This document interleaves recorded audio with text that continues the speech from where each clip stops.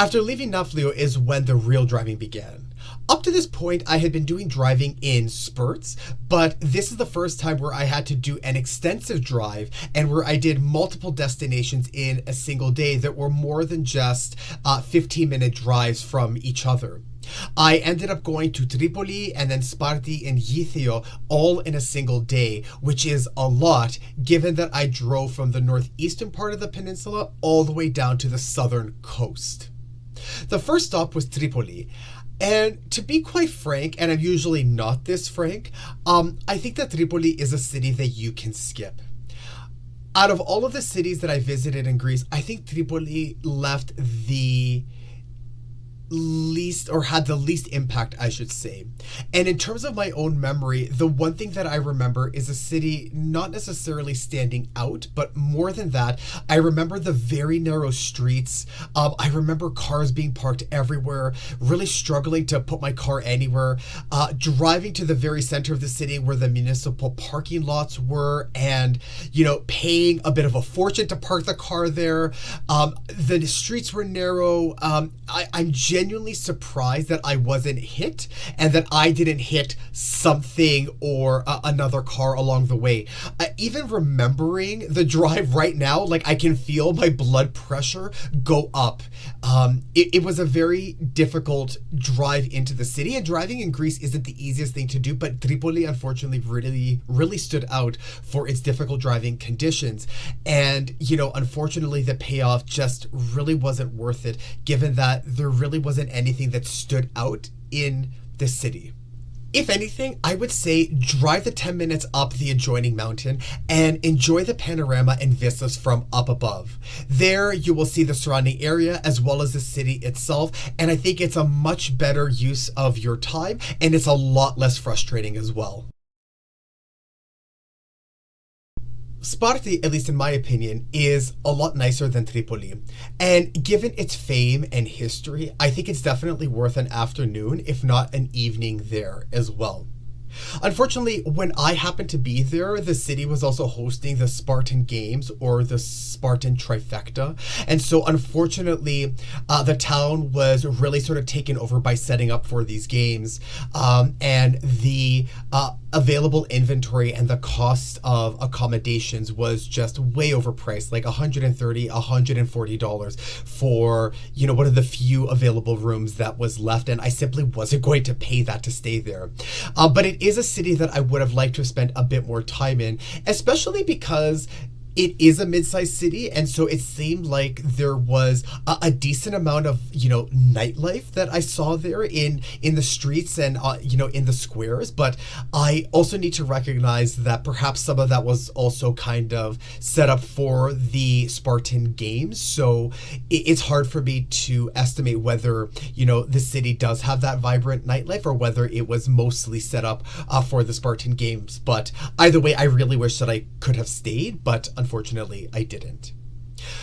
The city itself does have an ancient archaeological site to the northern part, but I didn't go to see it, again, given that I had already been to Corinthos, Epidavros, the Acropolis, and I knew that I would be heading to ancient Olympia and a few other places. I decided that I didn't need to see another ancient archaeological site, but you're welcome to do so if you'd like to. But again, because I didn't see it, I can't recommend it or not recommend it. But if you are in the city, I do recommend that, like me, you search out the Spartan statue head, which I found, and it's located in the very southern end of the city, in the middle of a roundabout that leads into and out of the city itself. Gytheio is located on the southern coast of Peloponnese, and I stayed there for 2 nights, and I did so for 2 reasons. One, because staying in Sparta was too expensive, again, because the city was hosting the Spartan Games.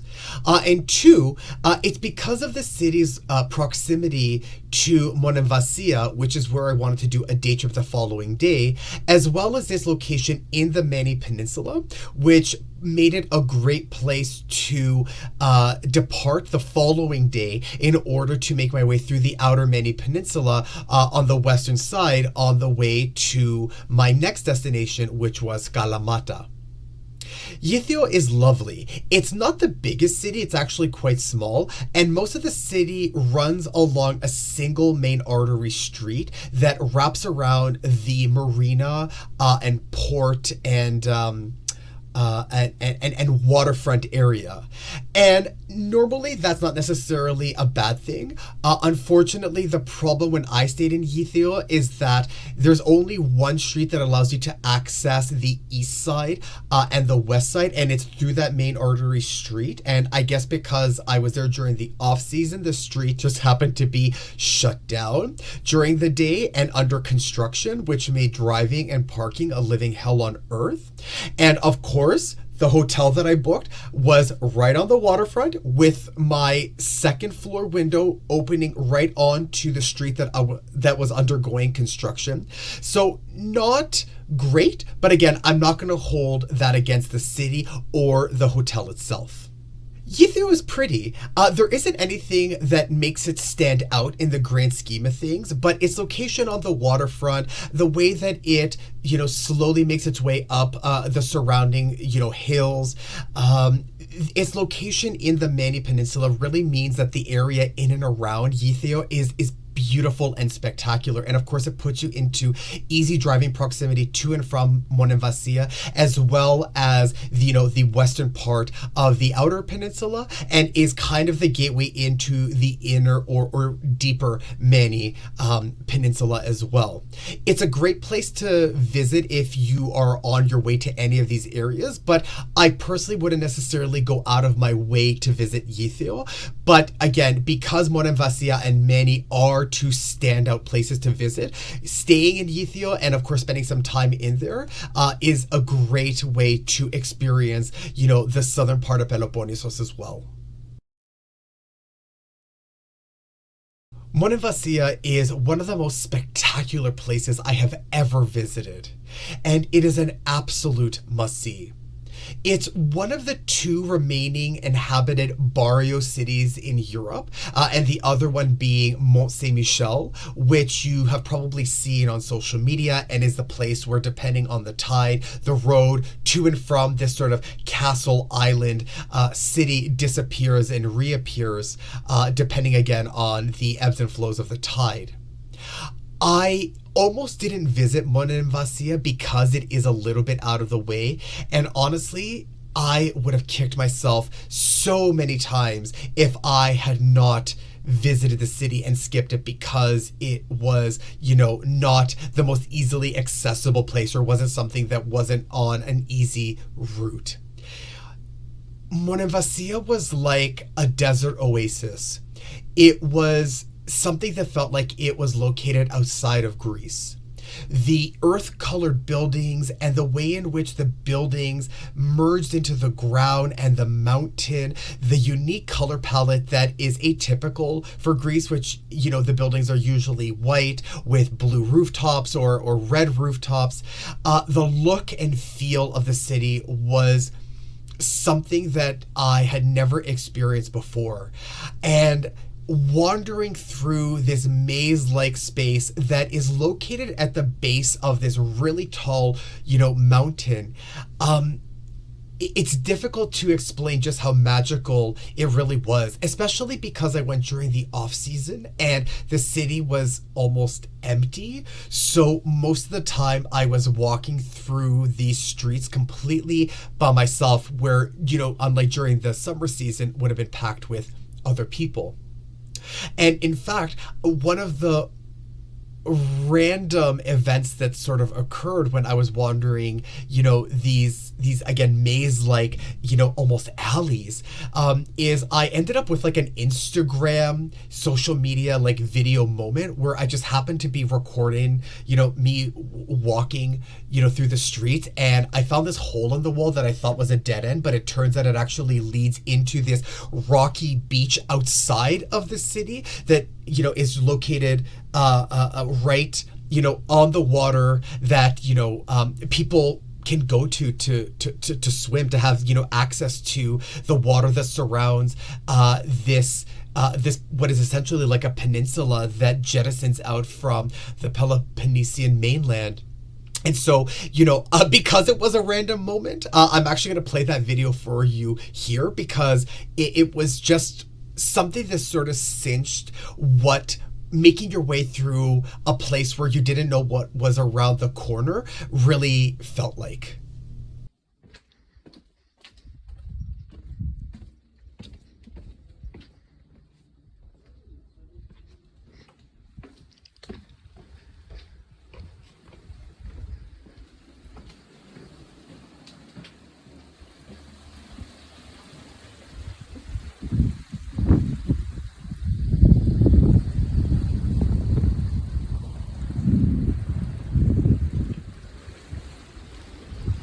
While the city itself is a major draw, I would actually say that the bigger draw is walking up the steps to the top of the mountain and then wandering the mountaintop where you will be treated to beautiful views of the city from up above as well as the surrounding area.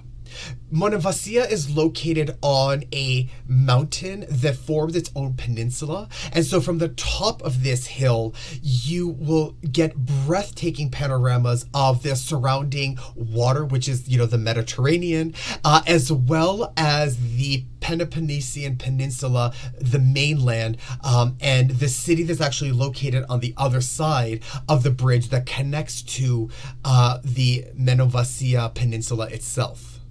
I could have spent the day at the top of the mountain.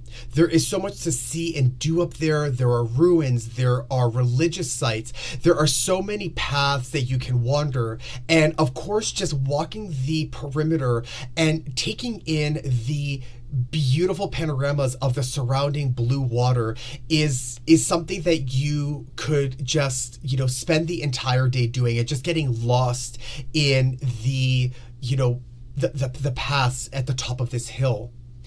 I would say that one of the biggest and the main draw perhaps of the top part of Monemvasia is the western point where the Acropolis of Monemvasia is located.